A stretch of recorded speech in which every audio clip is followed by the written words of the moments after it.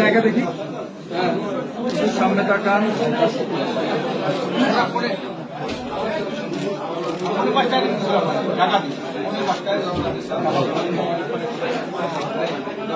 আমি শুনছিলাম 12:30টায়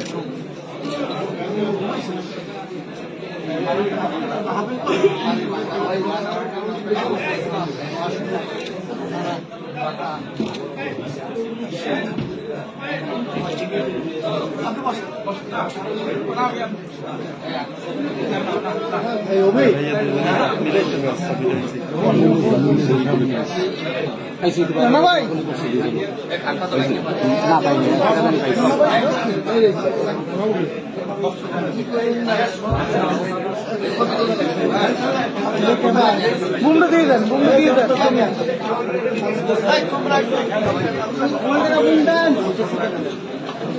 এত লড়ালড়ি করা করে ভাই। আরো সামনে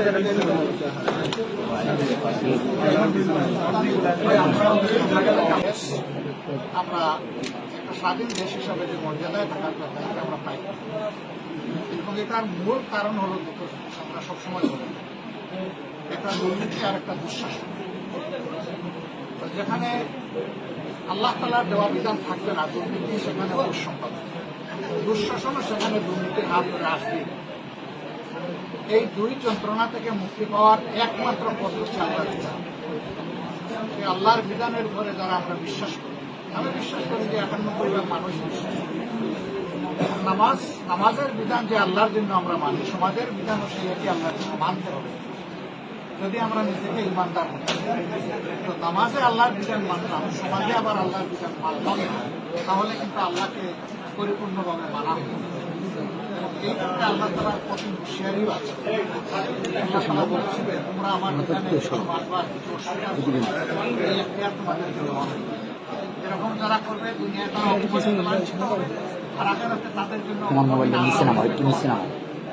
আমরা মনে হচ্ছে যে সেই লাঞ্ছনার মধ্যে কিছু মানা এবং কিছু না মানার কারণে আমরা আমাদের মনের তামান্না আকাঙ্ক্ষা হচ্ছে যে আমরা পুরোটা মানতে চাই, পুরোটা এখানে কায়েম হয়েছে, এটা দেখেছি। এই জন্য আমরা সারা দেশবাসী সহযোগী হচ্ছি। প্রশ্ন আসতে পারে যারা মুসলিম তাদের ক্ষেত্রে কি হবে? তাদের ক্ষেত্রে মদিনায় যে বিধান ছিল সেই বিধান, মদিনার বিধানের অধীনে সমস্ত ধর্মের মানুষ তাদের পূর্ণ নিরাপত্তা বোধ করেছে এবং নাগরিক সমস্ত অধিকার তারা কথা বললেন না। তবে হ্যাঁ, মুসলমান অথবা মুসলমান এটা প্রশ্ন নয়। প্রশ্ন হলো যে রাষ্ট্রের সাথে গাদ্দারি করে, তাহলে ইসলাম কঠিন শাস্তি হবে। এটা কোনো বিশেষ ধর্মের জন্য, যিনি গাদ্দারি বিশ্বাসঘাতকতা করবেন তার জন্য সেই শাস্তি আছে। আলহামদুলিল্লাহ, বাংলাদেশের জনগণের মনে আকাঙ্ক্ষা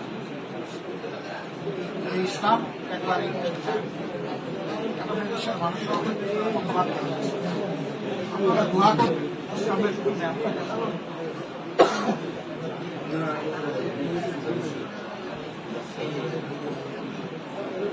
আল্লাহ তাআলার পবিত্র এই বিধানের জন্য, ইসলামের জন্য আমরা যেন দিলটাকে উদার পরস্পরকে, সারা দেশবাসীকে আমাদের দিলে যারা আমরা ইসলামকে আমরা যেন ধারণ করতে এবং মনে রাখবো, ইসলামটা শুধু জামাত ইসলামের না, ইসলামটা শুধু ইসলামী আন্দোলনের না, ইসলামটা আল্লাহ তাআলা দিয়েছেন সমস্ত মখলুকের জন্য এবং বিশেষভাবে মানব জাতির জন্য। সুতরাং মানব জাতির ভিতরে যারাই আছে তারা সকলে এখান থেকে উপকৃত হওয়ার তাদের সুযোগ আছে। তবে হ্যাঁ, এখান থেকে উপকৃত হতে হলে কমপক্ষে একটা শর্ত অবশ্যই পালন করতে হবে, সেটা হচ্ছে আল্লাহকে ভয় করা। আল্লাহকে যারা ভয় করবে কেবল তারাই এখান থেকে উপকৃত হবে, অন্যকে উপকৃত হতে পারবে। আমরা আল্লাহর আল্লাহর ভয়ের ভিত্তিতে একটা সমাজ আমরা দেখতে চাই।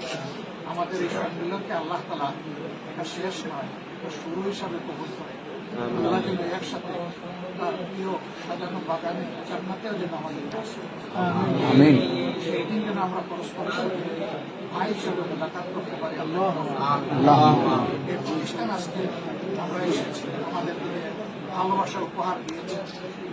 আমরা আল্লাহ তাআলার দরবারে দোয়া করি, এর বিনিময়ে আল্লাহ তাআলা এই প্রতিষ্ঠানের স্থায়িত্ব, মর্যাদা দুনিয়া এবং আখিরাত দুই জায়গায় আল্লাহ তাআলা দান করুন এবং দিনের এই মাহফিল থেকে আল্লাহ তাআলা সাহায্য করুন যাতে দিনের আলো চতুর্দিকে ছড়ায় পড়ে সারা বাংলাদেশ উন্নত করতে হবে। আল্লাহ তাআলার দরবারে দোয়া করে আপনাদের সকলের সুস্বাস্থ্য এবং আল্লাহ তাআলার সার্বিক কল্যাণ কামনা করে আমিরুল আক্তার, আমি বাংলা বিষয় থেকে বলছি, একটু বলতে চাচ্ছি আজকে এই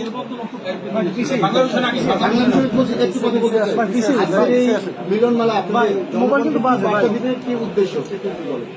আমরা বলে দিয়েছি আমাদের উদ্দেশ্য আল্লাহর জন্য আমরা এর বাইরে আমাদের আমাদের এই মিলন মেলাটা শুধু আল্লাহর জন্য। যেটা অটুট থাকবে কিনা শেষ পর্যন্ত রাজনীতির মাঠে সেটা বলছি, রাজনীতি এখন যে রাজনীতি আল্লাহর জন্য যে ভালোবাসা সব জায়গায় থাকবে ইনশাআল্লাহ, সব জায়গায় থাকবে। আচ্ছা, আলোচনা হচ্ছে কিনা আপনাদের ঐক্যবদ্ধ হওয়ার বিষয়ে? আমরা এক আছি, আমরা এক আল্লাহ, এক পরিমা, এক রাসূল সাল্লাল্লাহু আলাইহি সাল্লাম, আমরা সবাই বিশ্বাস করি এই জায়গায় আমাদের মধ্যে কোনো বিরোধ নেই। আমরা না, আগামী নির্বাচনের ব্যাপারে আর কি আপনারা কি সিদ্ধান্ত নিচ্ছেন? দোয়া করেন জনগণের প্রত্যাশায় দেশের দেশপ্রেমিক ইসলামী জনতার প্রত্যাশা হচ্ছে যে সব কেন্দ্রে যেন একটা বাক্স থাকে। দোয়া করবেন। আমরা কি তাহলে ধরে নিচ্ছি যে আগামী জাতীয় সংসদ নির্বাচনে ইসলামী যে সংগঠনগুলো রয়েছে রাজনৈতিক, তারা একসাথে দলগুলো একসাথে ধরে নিবেন কেন? আপনারা দোয়া করতে থাকেন। আমাদের দলটা হবে, আপনাদের সহযোগিতা লাগবে। আপনাদেরও সহযোগিতা, সবার সহযোগিতা লাগবে। আমির জামাত, আমি সমকাল থেকে বলছি, আমার নাম মনিরুজ্জামান। সংস্কারের কাজ চলছে, বিএনপি বলছে নির্বাচন জুন জুলাইয়ের ভিতরে এটা চাচ্ছে, আপনারা কি চাচ্ছেন? আমাদের এই ভাই পরিষ্কার করে বলেছেন সুষ্ঠু নির্বাচনের জন্য যে সংস্কার প্রয়োজন সেটা করে তারপরে নির্বাচন। একই কথা আমাদের, ভিন্ন কোনো কথা নেই। স্থানীয় সরকার নির্বাচন আগে চাচ্ছেন না জাতীয় নির্বাচনটা আগে চাচ্ছেন? আগে সংস্কার হোক না, আগে মানে তরকারি পাকানোর জন্য মাছ সবজি সব কিনে আনে, কাটাকুটি হোক, প্রসেসিং হোক, তারপরে কড়াইতে চড়াবো। দেশের বিরুদ্ধে বিভিন্ন ধরনের কথা বলছে সাবেক স্বৈরশাসক নামে যে আপনারা আখ্যা দিয়েছেন সেই আওয়ামী লীগ, আপনারা কি বলবেন? দেশকে অস্থিতিশীল করার জন্য তারা নাকি পায়তারা করছে, এরকম মন্তব্য আসে, আপনি কি বলবেন? মন্তব্য করবো কেন? তারা তো ইতিমধ্যে দৃশ্যমান হয়েছে তাদের সেই সমস্ত ষড়যন্ত্র নিয়ে। আল্লাহ রাব্বুল আলামিন তাদের সকল ষড়যন্ত্র অতীতে ব্যর্থ করেছেন, আগামীতে ব্যর্থ হবে। ভারত প্রসঙ্গে একটু বলেন। ভারত যে কাঁটাতারের বেড়া দিচ্ছে সেখানে মুখোমুখি অবস্থায়, এই অবস্থায় আপনার দলের পক্ষ থেকে কি বার্তা আছে? আপনারা বিষয়টাকে কিভাবে দেখছেন? কতটুকু সুসম্পর্ক হওয়ার সম্ভাবনা আছে জমাত ছাড়া? ভারতের ব্যাপারে আপনারা জানতে চেয়েছেন। ভারত আমাদের প্রতিবেশী।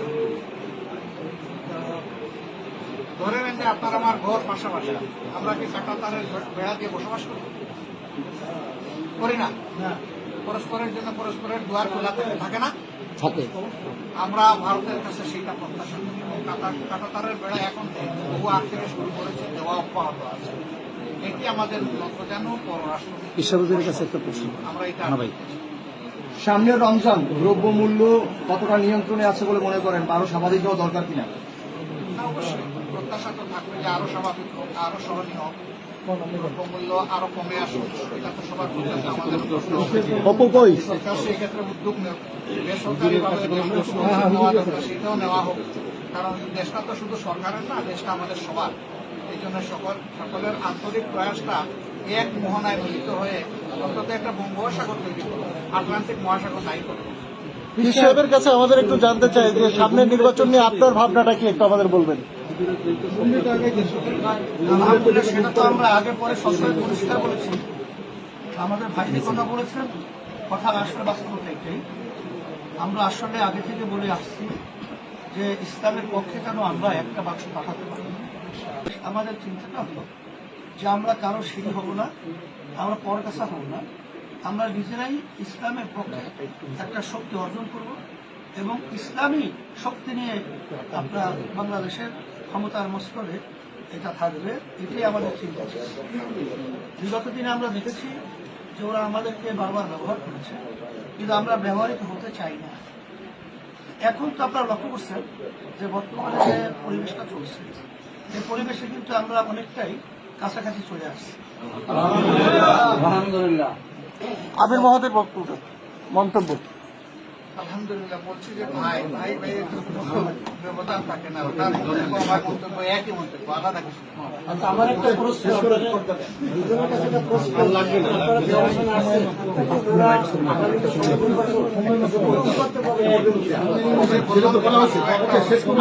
আমার মনে হয় সব প্রশ্নের উত্তর কিন্তু গরমে দুইজনের হাতে সিদ্ধ হয়ে গেছে যে আল্লাহ লাগবে না, আল্লাহ লাগবে না, দরকার নাই।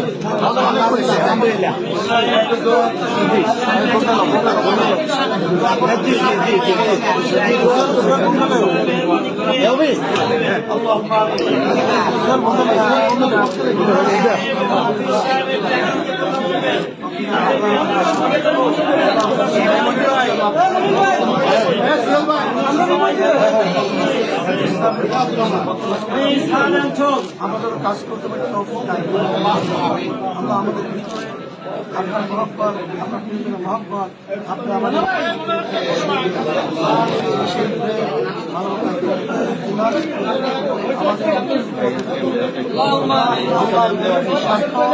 দলের স্বার্থের উঠে আমরা যেন ইসলামের উদ্দেশ্যে বাংলার পক্ষে কাজ করতে পারি। আল্লাহ বিশেষ করে আমরা এখানে থাকতে পারি, আমরা যেখানে অসুবিধা থেকে আসছি, অসুবিধা থেকে আমাদেরকে হাত নিতে পারবো, অসুবিধা দূর করে আল্লাহ আমাদের যত শত্রু তাদের মধ্যে দেশের পক্ষে, মানবতার পক্ষে ওদের নসলের হেদায়ত দান করে আল্লাহ তাহলে আপনাদেরকে ধ্বংস করে দেবেন। সুবহান রাব্বিকা রাব্বিল ইজ্জাতি আম্মা ইয়াসিফুন ওয়া সালামুন আলাল মুরসালিন। আলহামদুলিল্লাহ।